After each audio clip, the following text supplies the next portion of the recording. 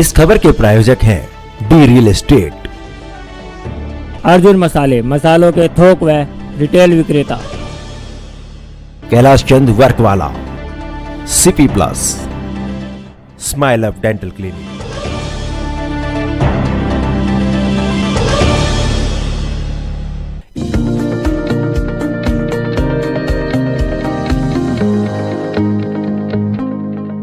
नमस्कार, आप देख रहे हैं डीकेपी न्यूज और मैं श्रुति दुबे। जाति उन्मूलन संकल्प यात्रा में हजारों की संख्या में लोगों के साथ अपने आवास से निकलकर दिल्ली के पूर्व मंत्री राजेंद्र पाल गौतम बाबा साहेब आम्बेडकर स्मारक तक पहुंचे, जहां उन्होंने बौद्ध भिक्षु के साथ दलित समाज के लोगों को संबोधित करते हुए उनसे जाति छोड़ो भारत जोड़ो का आह्वान किया। लोगों को शपथ दिलाई थी वह एकजुट होकर रहेंगे, जातियों के बंधन से मुक्त होंगे ताकि एक मजबूत भारत की नींव रखी जा सके।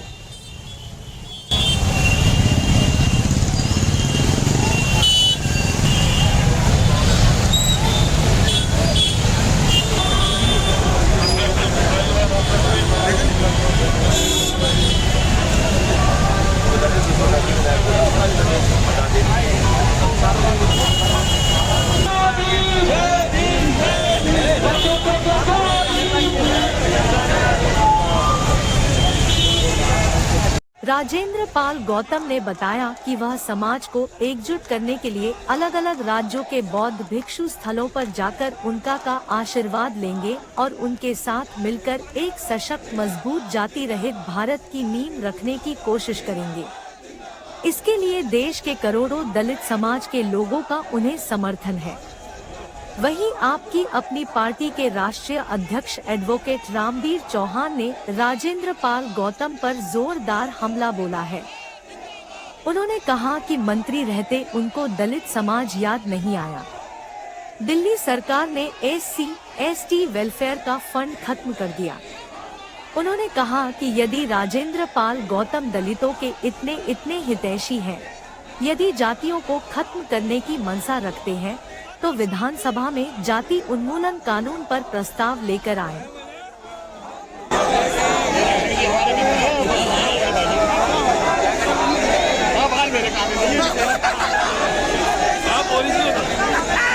तो संकल्प यात्रा निकाली गई है, क्या मकसद है इसका?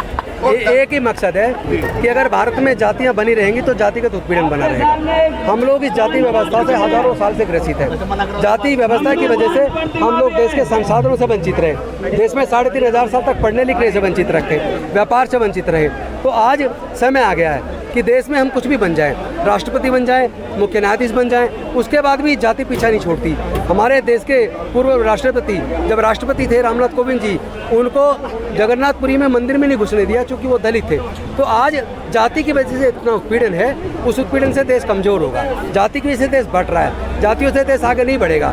हम चाहते हैं देश के अंदर शांति और मानवता का जो संदेश जाना चाहिए देश में, सब लोग जाति से ऊपर उठ के पूरे समाज को आपस में भाईचारा पैदा करें, एकजुट हों। उसी के लिए ये आज जाति उन्मूलन संकल्प यात्रा निकाली है। यहाँ से हम पूरे देश में जाएंगे और पूरे देश में हम निवेदन करेंगे सबसे, कम से कम अब तो जातिवाद को खत्म करो, अब तो कम से कम भारतीय बनो, अब तो कम से कम भारत से प्यार करना सीखो। सब लोग अपनी जाति के उन्माद कर रहे हैं, अपनी जाति को ऊंचा बता रहे हैं। अरे जाति कुदरत ने नहीं बनाई भाई, जाति चालाक इंसानों ने बनाई है। जाति की वजह से भारत कमजोर हुआ है। अगर हम भारत से प्यार करते हैं, भारत को मजबूत देखना चाहते हैं, तो हमें जातियाँ छोड़नी है।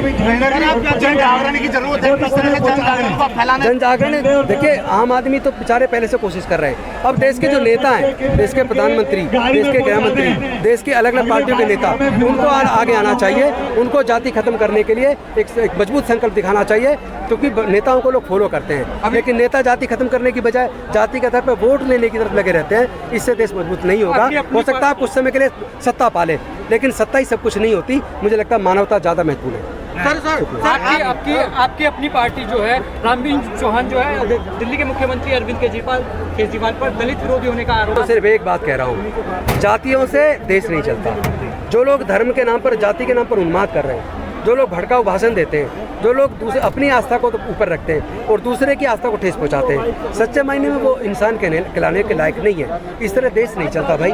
मैं सबसे हाथ की इज्जत चाहते हैं तो दूसरे की मान्यताओं को भी इज्जत करें। गौतम जी, जो 70 सालों में अन्य सरकारें खत्म नहीं कर पाई जात पात को, आप किस तरह से खत्म करने की कोशिश करेंगे? प्रयास तो करें, मैं प्रयास तो करूंगा। मैं मरते दम तक जातिवाद को खत्म करने की कोशिश करूंगा। होगा या नहीं होगा ये मैं नहीं जानता, लेकिन मैं कम से कम ईमानदारी से कोशिश तो करूं। हमारी देश की सरकार कोशिश तो करे। अभी आपने कहा था दलितों का शोषण होता है, घुड़सड़ी नहीं होने दी जाती है, मुंह रखने पर अपमान होता है, महिलाओं का शोषण होता है, तो अभी बहुत बड़े लार्ज स्केल पर जरूरत है इस तरह के। वो तभी होगा ना, क्योंकि लोग जो नेतृत्व कर रहे हैं समाज का, वो लोग अपने अपने समाज में जाके जाति खत्म करने के लिए वो काम करें, लेकिन सत्ता के लिए जाति का इस्तेमाल, तो फिर जाति तो खत्म नहीं होगी। अगर नहीं होती तो किस तरह से आंदोलन को आगे बढ़ाएंगे? लेकिन मैं अपना प्रयास जारी रखूंगा। मेरे पास कोई जादू की छड़ी तो है नहीं कि मैंने छड़ी घुमाई और जातिवाद खत्म हो गया, लेकिन मैं प्रयास तो कर सकता हूँ। मैं एक सिंसियर एफर्ट करूंगा कि भारत में लोग आपस में प्यार करना सीखें, धर्म के और जाति के नाम पर उन्माद बंद करें और अपने अंदर फैली हुई जातियों को खत्म करें। कितने लोग आपके साथ हैं? पूरे देश में बहुजन समाज के करोड़ों लोग साथ हैं और वो आप खुद अपनी आंखों से कुछ सालों के अंदर देखोगे। सर, जो लोग जाति हटाने की बात करते हैं, अभी एक पोस्टर जारी हुआ है जाति उन्मूलन कानून का, एक वरिष्ठ एडवोकेट है रामवीर चौहान जी, उन्होंने जारी किया है। वो चाहते क्या? देखिए, राजनीति जिसको करनी है जहाँ मर्जी करे। मैं कहना चाहता हूँ कि कम से कम जाति उन्मूलन के लिए एकजुट हो, अपने सामाजिक मुद्दों के लिए तो एकजुट हो, अपने बहन बेटियों की इज्जत के लिए एकजुट हो, समाज के मान सम्मान स्वाभिमान के लिए एकजुट हो। एक मिनिमम कॉमन प्रोग्राम पे तो काम करें। आप जिस राजनीतिक पार्टी में उसमें वफादार रह के काम करिए, हमें कोई एतराज़ नहीं है, लेकिन कम से कम समाज के लिए तो मुद्दों पर एकजुट हो। Thank you. सर, दिल्ली सरकार के पूर्व मंत्री ने अभी जुलूस निकाला है और उन्होंने वहाँ पे बात की है कि जातिवाद खत्म होना चाहिए, लेकिन जब हमने उनसे क्वेश्चन किया कि जो लोग इस विचारधारा के हैं क्या उनको साथ लेंगे, तो इस मामले पर वो जो है लीपापोती करने लगे। क्या कहना चाहेंगे आप?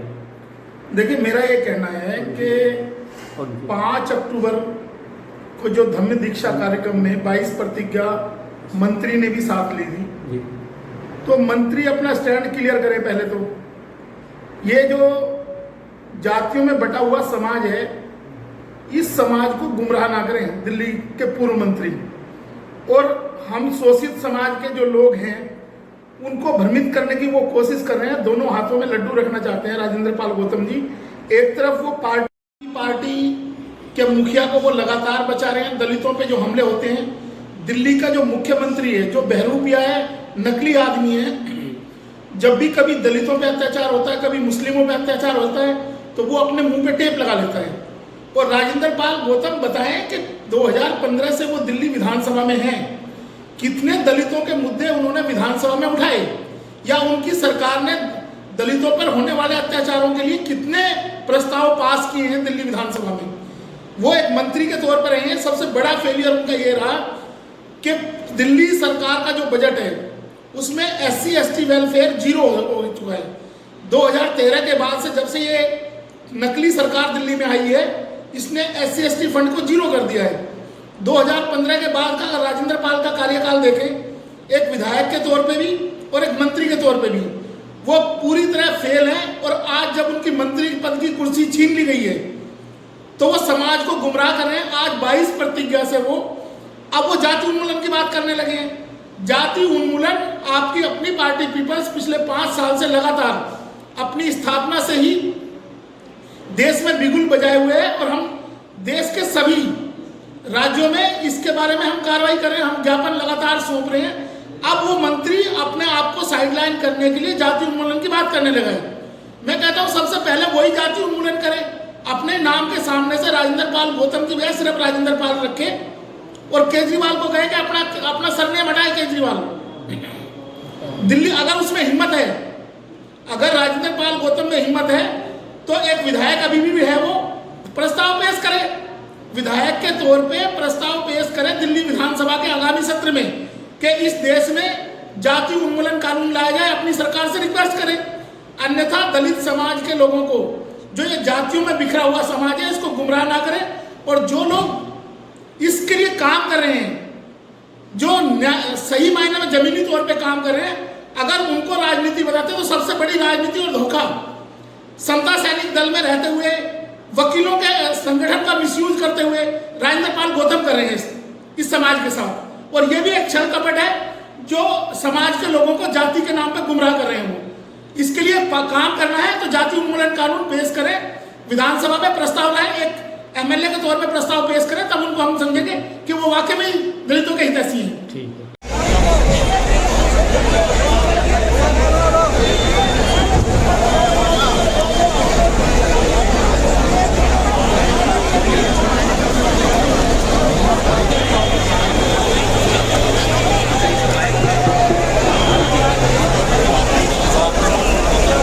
हेलो हेलो हेलो, आवाज आ रही है? कृपया करके तो अभी तक के लिए इतना ही। आगे खबरों के लिए बने रहिए DKP न्यूज के साथ और मुझे दीजिए इजाजत। नमस्कार।